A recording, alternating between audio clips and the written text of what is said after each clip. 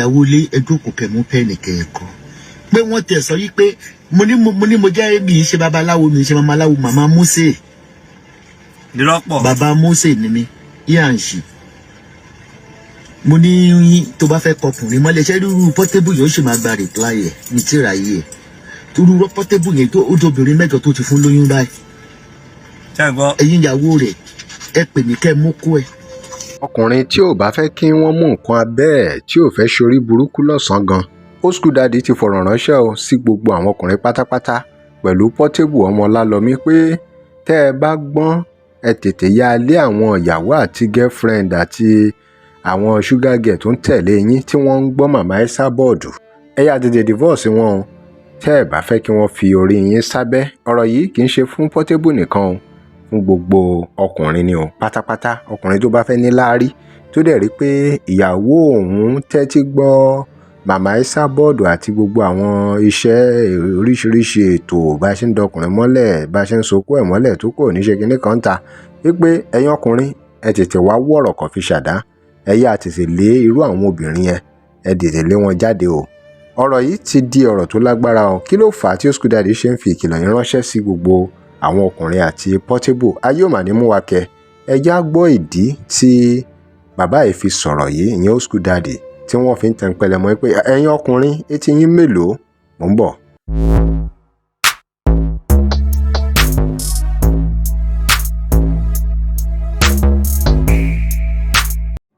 Welcome to CrossBlogX TV. Remember to like, share and follow us. Nínú fọ́nrán yìí lẹ ti máa rí ìdí tí Old School Daddy fi ní kí àwọn ọkùnrin kí wọ́n divorce àwọn ìyàwó àti girlfriend tó bá ti ń gbọ́ Esabod ebi kí wọ́n lé wọn dànù kán má bàa kórí burúkú bá wọn nítorí àwọn nǹkan kan tí Old School Daddy sọ nípa màmá Esabod tí wọ́n ní màmá Esabod ń ṣe èyí tí ó lè kó bá àwọn ọkùnrin. ìjà ẹ̀yin obìnrin ẹ̀ tẹ́ bá lọ ṣe kan tẹ́ lọ ṣògùn lọ́dọ̀ ẹ̀ ó máa gba yín torí ó ti ń tán fún un ṣebí ìjọ kan làwọn èèyàn ń wá síbẹ̀ ìjọ kan ló máa kúrò ní platform ẹ̀ ohun tí ò yẹ yín nìyẹn nítorí àṣìṣe tí ń ba ẹlẹ́dàá Lizzy Anjorin àdàlẹ́jọ́ ẹlẹ́dàá Zazu àdàlẹ́jọ́ ẹlẹ́dàá Bímpé aláṣọ àdúrà kò lè bá Bímpé aláṣọ àdúrà fà ẹgbẹ́ ẹ̀ nìyẹn kó lọ bá Bímpé aláṣọ àdúrà fà wọn ò bí dáadé bẹ́ẹ̀. ibi tí orí ẹ̀yin náà tẹ̀ ń gbọ́ tí brain ní most of you orí yóò pé brain ní òṣìṣẹ́ ọmọ ọ̀rọ̀ ní most of you. kí ọ máa parọ́ pín máa fi àwọn ọmọ inú ẹ̀ ibo làwọn ọmọ tiẹ̀ wà n fẹ́ play kankan fún yín àwọn ọmọ títí ẹ̀ ṣọ́mọ ẹ̀ ò yá wèrè rí ni. wá bẹ̀rẹ̀ sí ń parọ́ nǹkan tí ọkọ ẹ sọ fún gbà yẹn nìyẹn Gaddafi pé kó yé ṣògùn nínú ilé òun mọ́ bó ṣe mú máa yẹn lọ́ta nìyẹn ẹ já gbọ́ nǹkan tí Portable àti gbogbo ọkùnrin pátápátá ọ̀rọ̀ rẹ o ọ̀rọ̀ rẹ o ẹ̀yin obìnrin tẹ́ bá jà wá lọ ṣe ògùn tẹ́ lọ ṣe nǹkan tí Esabod tí mo fẹ́ play fún yín àwọn ọmọ yín ò ní nísinmi ọ̀ ní nílé ọkọ táwọn ọmọ yín bá wà nílé ọkọ wọn kí ló máa ń sọ kì í ṣe pé ṣìṣe náà máa bá wọn torí ṣìṣe ló bá yín tí Esabod fi ń sọ fún ẹ̀yin ìyàwó lé kẹ́ máa lọ ṣògùn sáwọn ọkọ yín ó wà ń lo ìbò ń bá yẹ ọkọ ẹ jẹ́ pé kọkọ ẹ lè láìkẹ́ lọ tún ara ẹ ṣe tó bá yọ̀ díjù go and sleep down lọ sí gym tó o bá fit lọ sí gym wá fit rárá máa jẹun nǹkan tó bá need wọ́n á sọ fún ìlú òyìnbó lẹ́wà àwọn yẹn ń kọ́ àwọn ọmọ wọn bó ṣe ń lo kọ̀ǹpútà bó ṣe ń lo fóònù bí àwọn ọmọ wọn ṣe ń lọ síwájú àwọn ọmọ tẹ̀yìn church mọ́ṣáláṣí ni wọ́n ń jókòó sí wọn ò dẹ̀ níláárí gbogbo àwọn ọmọ àfáà lè mọ́mù míì tó ń lọ sí mọ́ṣáláṣí amúgbó ni wọn ò níláárí because a ní good leader kò sí good leader kò sí good government tó máa tọ́ everybody tó máa tọ́ wọn sọ́nà bí ìjọba ìlú òyìnbó bó ṣe ń tọ́ àwọn ẹ̀yin àtàwọn ọmọ yín sọ́nà. kan tó ń ṣe wá nìyẹn ọ̀rọ̀ ògùn kan lílé tó bá ṣògùn ó máa bá fáyà lé ẹ lórí àwa ṣògùn àmọ́ bó ṣe ń ṣiṣẹ́ má dédé ògùn rárá kì í ṣe nǹkan tó dáa. Portable àti gbogbo ọkùnrin pátápátá ọ̀rọ̀ rẹ o ọ̀rọ̀ rèé o ẹ̀yin èèyàn. ọlẹ́yìn ní nǹkan. ẹ wo wèrè. ó kàn tẹ́ lè dẹ̀ wọ́n mọ́lẹ̀ kọkàn tí ẹ fi dààmú wọn bó tiẹ̀ fẹ́ fẹ́ wọn. sọ wọ́n di dìdìrín. wọ́n ti ní ìyàwó ilé tó bá ń tẹ̀lé mi. ikú ẹ̀yìn ọkùnrin tiẹ̀ sọ pé ìyàwó ilé tó bá ń tẹ̀lé mi kọkùnrin má fẹ́ níwọ̀n àbáyé yín jẹ́ ìmọ̀ fún wọn ní nǹkan tó mọ̀ fi báyé yín jẹ́. ọmọ Ìbàdàn mo ní ìwò ṣe ẹ fún wo mi yíyẹ tó ti ń gbé lóyìnbó èdè Ìbàdàn sì wà lẹ́nu ẹ̀ ṣẹ́ni pé wèrè ni ẹ̀yin tẹ̀lé brain yín ò ṣiṣẹ́ rárá orí yóò love pé. attraction ọmọ Karen how are you for love attraction o lè lọ bí iṣẹ́ náà love attraction love attraction ni pé láti attract ìlú ṣé tie down yẹn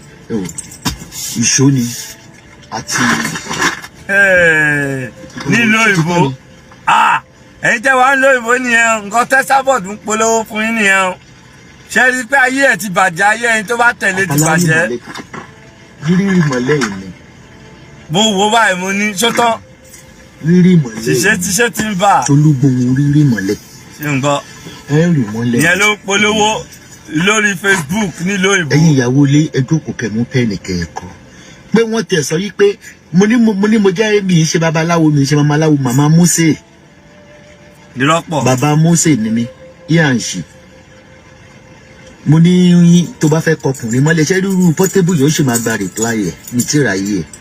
tó rúru Portable yẹn tó ó dobìnrin mẹ́jọ tó ti fún lóyún báyìí. Portable àti gbogbo ọkùnrin pátápátá ọ̀rọ̀ rèé o ẹ̀yin èèyàn. bóyá wọ́n máa yàn án pa sí Nàìjíríà ni kọ́lọ́ ìjó jèrè àwọn ọmọ ẹ̀ ni. ṣé ń gbọ́ kan tó ń sọ o lè ṣe kankan fún Portable mo ti sọ fún ẹ jẹ́ bá mi ẹni tó bá mọ page Portable kọ́ ju program yìí síbẹ̀ Portable ọmọ Lálọ́mí kíta ló tó máa ń pè ẹ́ sásọ àbí àwọn ìyàwó ẹ tó bá ti gbọ́ old school daddy tó bá ti gbọ́ mi èmi old school daddy tí mo ń sọ̀rọ̀ àkádìsíkì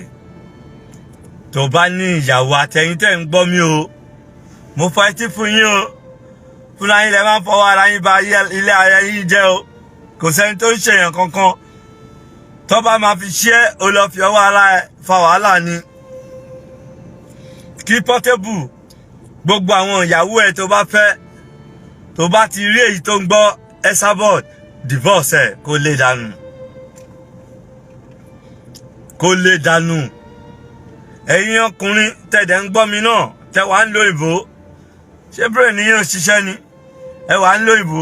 oògùn lẹ ti ń ṣe báwo láyé yín ṣe fẹ́ dá báwo lọ́nà ò ṣe ní dímọ́ yín àtàwọn ọmọ tẹ̀yìn náà nígbà tó ń lọ ń ṣògùn sí ọkọ ẹ tó fẹ́ bà ayé ọkọ ẹ jẹ́. Portable ọmọ Lálọ́mí Zazu tó bá ti lé kó pé gbogbo àwọn ìyàwó ẹ̀yẹn jọ àti ẹ̀yin ọkùnrin tẹ́ ń gbọ́ mi àti wà àbúrò àtọ̀rẹ́ tó bá wà ní Nàìjíríà àbíbí kan tó obìnrin yẹn girlfriend ẹ̀ ń gbọ́